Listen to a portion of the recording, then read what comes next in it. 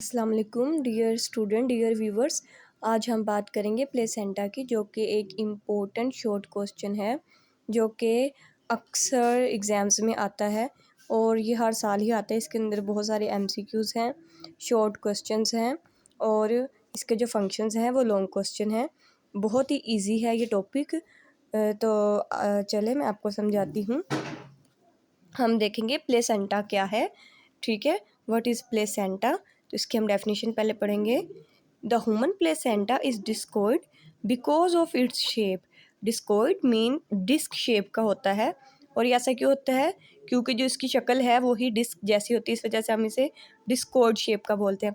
उसके बाद आ जाएगा हेमोकोरियल, ठीक है। हीमोकोरियल, हीमोकोरियल मीन्स क्या है?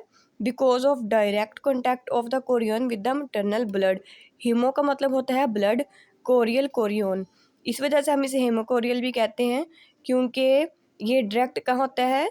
मैटरनल ब्लड में होता है, ठीक है। उसके बाद क्या है? Deciduate, because some maternal tissues shed at parturition, ठीक है। सबसे पहले डेसिडुएट को देखिए डेसिडुआ, डेसिडुएट ये एक थिक म्यूकस लेयर होती है यूट्रस की लाइनिंग के साथ, जो कि जब पैदाइश होती है, माँ जन्म देती है बच्चे को, उसके वक़्त ये टूट जाता है, शेड हो जाता है।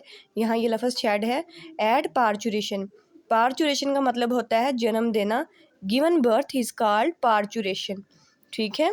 उसके बाद ओरिजिन ऑफ प्लेसेंटा, ये एक इम्पोर्टेंट एमसीक्यूज़ है। It originates from the trophoblastic layer of fertilised ovum, ठीक है। ये ट्रोफोब्लास्टिक लेयर है फर्टिलाइज्ड ओवम की, इसकी ओरिजिनेशन यहाँ से होती है। उसके बाद है अटैचमेंट। अब हम ये देखेंगे प्लेसेंटा अटैच कहाँ होता है। Placenta is attach to the uterine wall and establish connection between mother and foetus through umbilical cord. अब ये जो प्लेसेंटा है ये यूट्रस की दीवारों के साथ अटैच है और ये क्या कर रहा है? कायम कर रहा है एक राब्ता माँ और बच्चे में।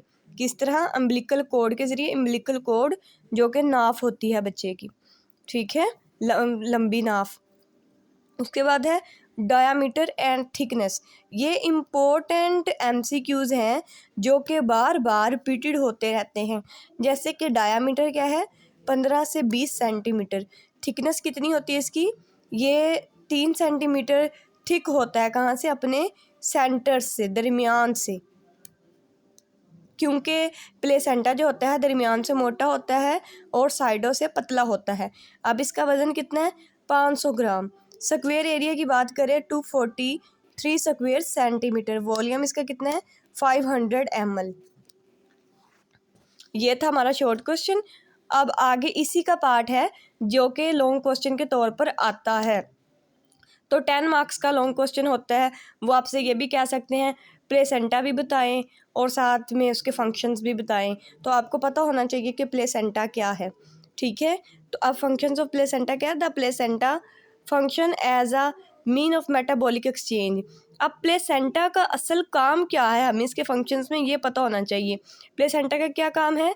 कि ये मेटाबॉलिक एक्सचेंज करता है। देखिए अब जो छोटा मतलब कि अब जो फिटस है, ठीक है, वो सांस कहाँ से ले रहा है, वो ब्लड कहाँ से ले रहा है, ऑक्सीजनेटेड ब्लड उसके अंदर कैसे जा रहा है, उसकी सारी ज़रूरतें कहाँ से पूरी हो रही हैं? प्लेसेंटा के थ्रू, ठीक है। उसके बाद है foetal respiratory function during intrauterine life. अब इंट्रायूट्राइन का मतलब क्या है? इंट्रा दौरान, यूट्राइन यूट्रस, अभी बच्चा यूट्रस में है, माँ के पेट में है, इस दौरान no pulmonary exchange of gases takes place. अब इस दौरान क्या है? बच्चा जो है अपने आप सांस नहीं ले सकता, मतलब कि अपने फेफड़े इस्तेमाल नहीं कर सकता, ठीक है। सांस तो वो लेता है लेकिन अपने फेफड़ों के ज़रिए नहीं लेगा। Foetal respiratory function occurs by simple diffusion across the placental membrane. अब ये बच्चा जो रिस्पायरेटरी फंक्शन उसके हो रहे हैं वो कहाँ से हो रहे हैं? सिंपल डिफ्यूजन के हो रहे हैं, प्लेसेंटा मेम्ब्रेन के थ्रू, ठीक है।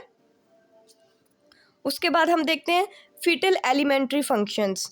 फीटल एलिमेंट्री फंक्शंस, ये सारे फंक्शंस इतने इजी हैं कि अगर आप एक दफ़ा अच्छे से समझ लेना तो आपको दोबारा समझने की ज़रूरत नहीं पड़ेगी, अच्छे से याद हो जाएंगे और आप यही वीडियोस देख के एग्ज़ाम्स में मतलब के पेपर अटैम्प्ट कर सकते हैं। ठीक है, सबसे पहले बात आती है कि glucose is transferred by facilitated diffusion. Glucose कैसे जाती है? फैसिलिटेटेड डिफ्यूजन के ज़रिए। Fatty acids and triglycerides are freely transported, ये फ्रीली ट्रांसपोर्टेड होते हैं। उसके बाद है cholesterol is synthesis by foetus. अब जो कोलेस्ट्रॉल है ये कौन सिंथेसिस कर रहा है? फिटस खुद। Water and electrolytes cross bye simple diffusion. अब जो पानी है और इलेक्ट्रोलाइट्स है वो कैसे जा रहे हैं? सिंपल डिफ्यूजन के ज़रिए। उसके बाद है minerals cross by active transport. ये कुछ इसके अंदर ऐसी चीज़ें हैं जो आप याद कर ले, इसमें 5 हैं। ये सिर्फ आपको समझाने के लिए अच्छे तरीके से, ताकि आप अच्छे से अपनी बुक को समझ सकें, पढ़ सकें, और ये बिल्कुल सेम टू सेम आपकी बुक की तरह ही होता है, ताकि वो बच्चे जो जॉब करते हैं या जो ठीक से नहीं पढ़ पाते, या वो बच्चे जो कि बहुत अच्छा पढ़ना चाहते हैं, उन्हें हर चीज़ की वर्ड टू वर्ड समझ आ जाए। उसके बाद है फीटल एंडोक्राइन फंक्शन। ठीक है, एंडोक्राइन फंक्शन में क्या आ जाएगा? One of the early function of placenta is produced hormone which are necessary to maintain pregnancy. ये वो फीटल एंडोक्राइन फंक्शंस हैं जो कि प्रेगनेंसी के लिए ज़रूरी हैं और प्रेगनेंसी को मेंटेन करते हैं।